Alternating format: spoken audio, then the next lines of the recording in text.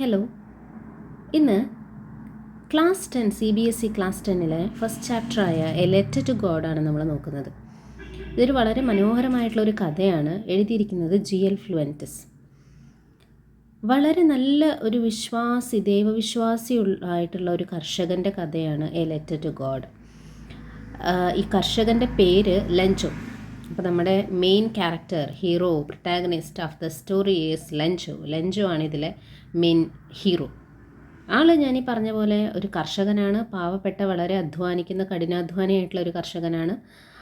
ദൈവത്തോട് ഭയങ്കര വിശ്വാസമുള്ള ഒരാളാണ്. അതുകൊണ്ട് ദൈവം തന്നെ രക്ഷിക്കും എന്നുള്ള ഉറച്ച വിശ്വാസമുള്ള ഒരു വ്യക്തിയാണ് ഈ ലഞ്ചോ. കർഷകനാണ്. അപ്പോൾ അതുകൊണ്ട് തന്നെ എപ്പോഴും ദൈവത്തോട് പ്രാർത്ഥിക്കും, നല്ല രീതിയിലുള്ള വിളവെടുപ്പ് തരണേ, നല്ല രീതിയിൽ മഴയും ഒക്കെ കാലാവസ്ഥയൊക്കെ അനുകൂലമായിട്ട് നല്ല പ്രോഫിറ്റ് ഉണ്ടാക്കാൻ, ലാഭം ഉണ്ടാക്കാൻ പറ്റണേ എല്ലാ വർഷവും എന്നുള്ള ഭയങ്കര പ്രാർത്ഥനയാണ് എപ്പോഴും. പക്ഷേ എന്ത് സംഭവിച്ചു എന്ന് വെച്ചാൽ മഴയല്ല ഉണ്ടായത്, പക്ഷേ അതിന് പകരം വന്നത് ഹെയിൽ സ്റ്റോം എന്ന് പറഞ്ഞാൽ ആലിപ്പഴത്തോട് കൂടി വരുന്ന ശക്തമായിട്ടുള്ള കൊടുങ്കാറ്റാണ് ഉണ്ടായത്. അപ്പോൾ ഈ കൊടുങ്കാറ്റിൽ നമുക്കറിയാം, കൊടുങ്കാറ്റ് വന്നു കഴിഞ്ഞാൽ എന്താ, അയാളുടെ മൊത്തം കൃഷി നശിച്ചു പോകും. അങ്ങനെ കൃഷി നശിച്ചപ്പോൾ ആൾക്ക് ലാഭമല്ല ഉണ്ടായത്, നഷ്ടമാണ് ഉണ്ടായത്. മാത്രമല്ല, കുടുംബത്തെ എങ്ങനെ പോറ്റും, സംരക്ഷിക്കും, മുഴുവൻ അദ്ദേഹത്തിന് സംഭവിച്ചത് നഷ്ടങ്ങളാണ്. പൈസ ഇല്ലാതായി, എങ്ങനെ ജീവിക്കും എന്നുള്ള അവസ്ഥയായി. അപ്പോൾ അങ്ങനെ ഇരിക്കുന്ന സമയത്ത്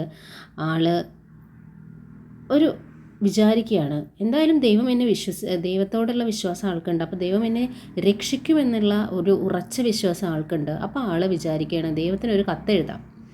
ആ കത്ത് എഴുതി ദൈവത്തിൻ്റെ അടുത്തേക്ക് എത്തുമ്പോൾ ദൈവം എന്തായാലും തീർച്ചയായിട്ടും എന്നെ രക്ഷിക്കും എന്നുള്ള വിശ്വാസത്തിൽ ദൈവത്തെ അഡ്രസ്സ് ചെയ്തുകൊണ്ട് ടു ഗോഡ് എന്ന് ദൈവത്തെ അഡ്രസ്സ് ചെയ്തുകൊണ്ട് ആളൊരു കത്ത് അയക്കുകയാണ് ദൈവത്തിന്.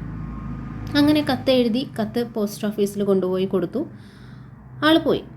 ഈ കത്ത് പോസ്റ്റ് ഓഫീസിൽ കിട്ടിയപ്പോൾ പോസ്റ്റ് മാസ്റ്റർ അതിൽ നോക്കിയപ്പോൾ ടു ഗോഡ്.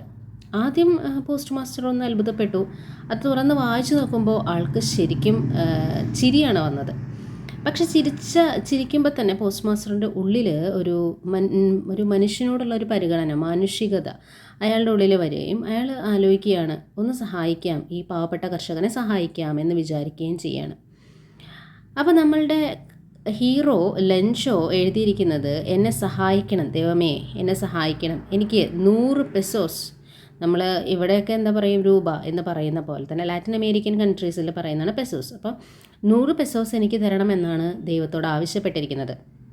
അപ്പോൾ ഇത് വായിച്ചിട്ടുള്ള പോസ്റ്റ് മാസ്റ്റർ പറഞ്ഞ പോലെ തന്നെ അദ്ദേഹത്തോടുള്ള ആ ഒരു കാരുണ്യം കൊണ്ട് അദ്ദേഹത്തിൻ്റെ വർക്കേഴ്സ്, കൂടെ വർക്ക് ചെയ്യുന്ന എല്ലാ എംപ്ലോയീസിനോടും അദ്ദേഹം പറയുകയാണ്, നമുക്ക് കുറച്ച് പൈസ സ്വരൂപിച്ചിട്ട് ഈ കർഷകനെ ഒന്ന് സഹായിക്കണം എന്ന് പറഞ്ഞ് അവരെല്ലാവരും കൂടി കുറച്ച് പൈസ സ്വരൂപിച്ച് ഈ കർഷകനെ സഹായിക്കാനായിട്ട് ഇതേപോലെ തന്നെ ഒരു കത്തായിട്ട് അവരവിടെ എടുത്തു വയ്ക്കുകയാണ്.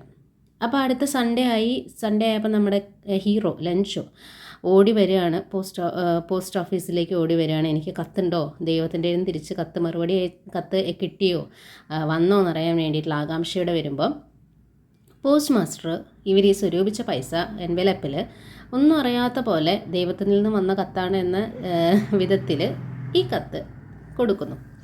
ലഞ്ചോ ഈ കത്ത് എടുക്കുമ്പോൾ ലഞ്ചോയ്ക്ക് വലിയ സർപ്രൈസ് ഒന്നുമല്ല. ദൈവത്തിൻ്റെ അടുത്ത് എനിക്ക് കത്ത് എന്തായാലും വരുന്ന എനിക്ക് കോൺഫിഡൻസ് ഉണ്ടല്ലോ. ആ കോൺഫിഡൻസാണ് ലഞ്ചോൻ്റെ മുഖത്ത് കാണാൻ കഴിഞ്ഞത്. വിശ്വാസം, ദൈവം എനിക്ക് കത്ത് അയക്കും എന്നുള്ള വിശ്വാസം. കത്ത് കിട്ടിയപ്പോഴും വലിയ ആശ്ചര്യം തോന്നിയില്ല, കത്ത് എനിക്കുള്ളത് തന്നെയാണ്. എന്തായാലും ദൈവം എനിക്ക് തന്നെ കത്ത് അയക്കുമല്ലോ. ആ വിശ്വാസത്തിൽ തുറന്നു നോക്കി അതിൻ്റെ ഉള്ളിലെ പൈസ എണ്ണി നോക്കുമ്പോഴാണ് 100 രൂപ ഇല്ല, 100 പെസോസ് ഇല്ല. പക്ഷെ പകരമുള്ളത് എന്താണ്, 70 പെസോസാണുള്ളത്.